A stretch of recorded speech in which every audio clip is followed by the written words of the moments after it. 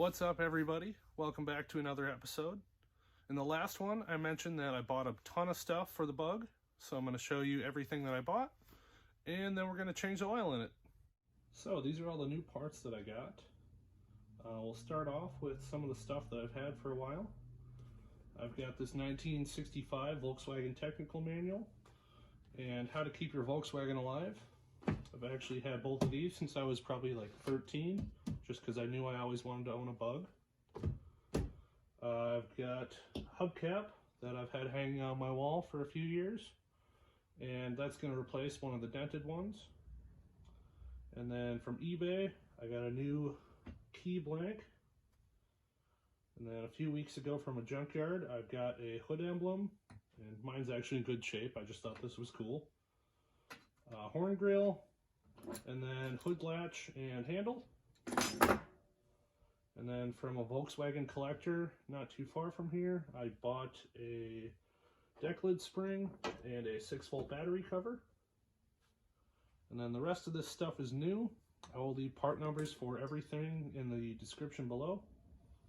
So from RockAuto, I have a oil cap gasket, new fuel filter, vent window latch, oil strainer gaskets, oil strainer, 4 new shocks, 2 wipers, and a gas pedal cover.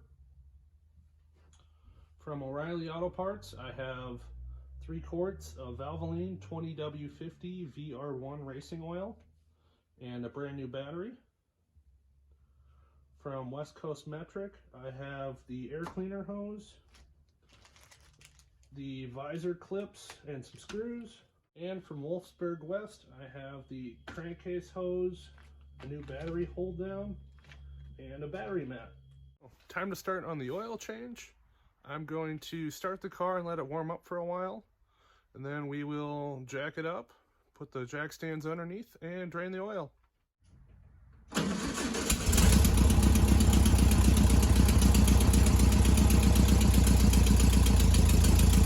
Alright, so the car's pretty warm. I'm going to jack it up on the back of the case and then put the jack stands underneath.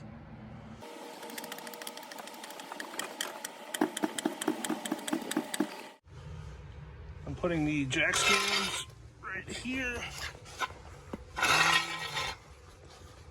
Tube.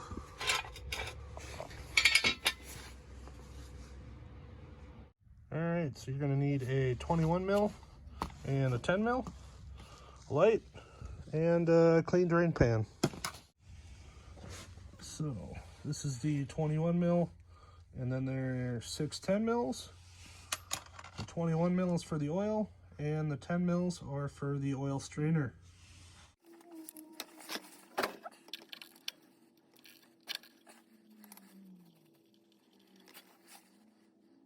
Oh, that looks kind of brown.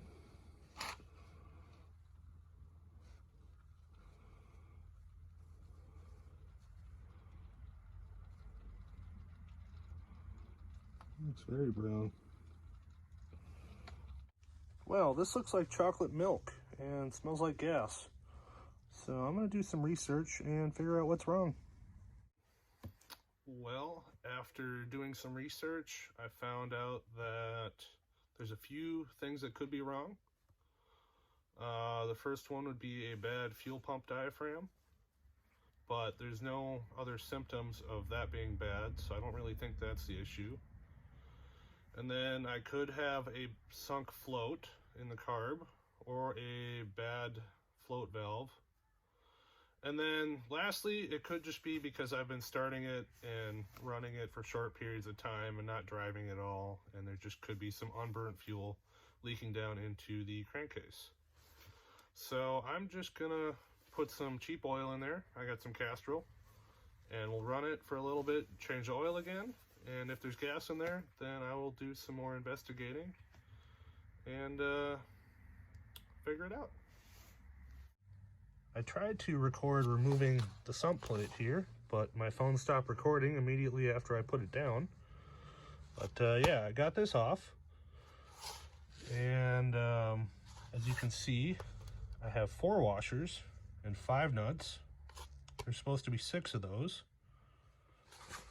One of the studs is broken off right here, if you can see that. I didn't break it. It was like that. And you got to make sure that you get these washers off, otherwise the plate won't come off. Now let's pop the strainer out of here.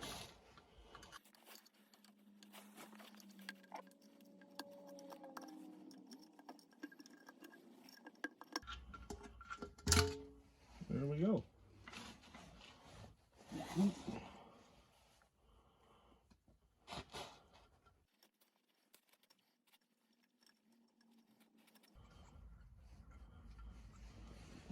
And there's the gasket. Here's what the filter screen looks like. There's no metal in there, but this is very thick and sludgy looking, which that's not what you want to see. So we're going to put the new one on with new gaskets and new washers. This stud is completely stripped, and I'm not going to be able to get that out with the tools that I have here. So we're just going to have to leave it. And I'm going to just wipe this off, and then we'll put the gaskets on and start reassembling.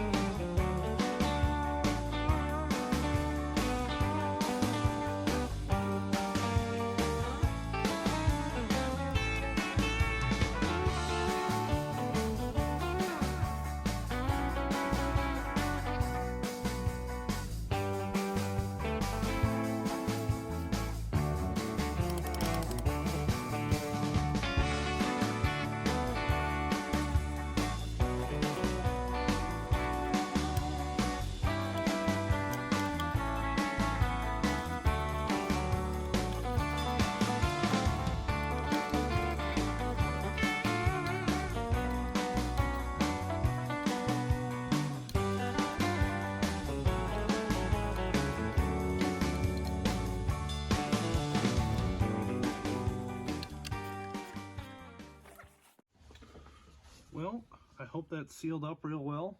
I'm gonna put some oil in and we'll see if it leaks. I'm not seeing any oil on the ground, which is good. So I'm going to lower the car down, crank it over a few times with the ignition disconnected, and then reconnect it, and we will fire it up.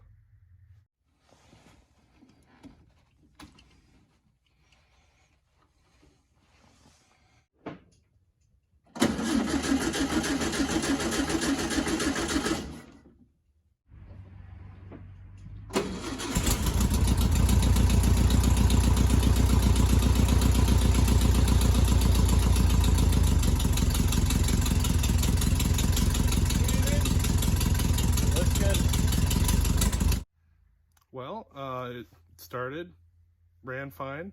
The oil light isn't on. It's not leaking, and the oil is on the dipstick in the right spot.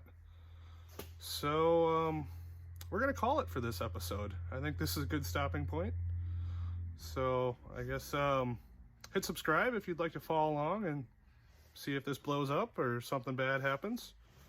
And let me know what you think in the comments down below. Thanks for watching.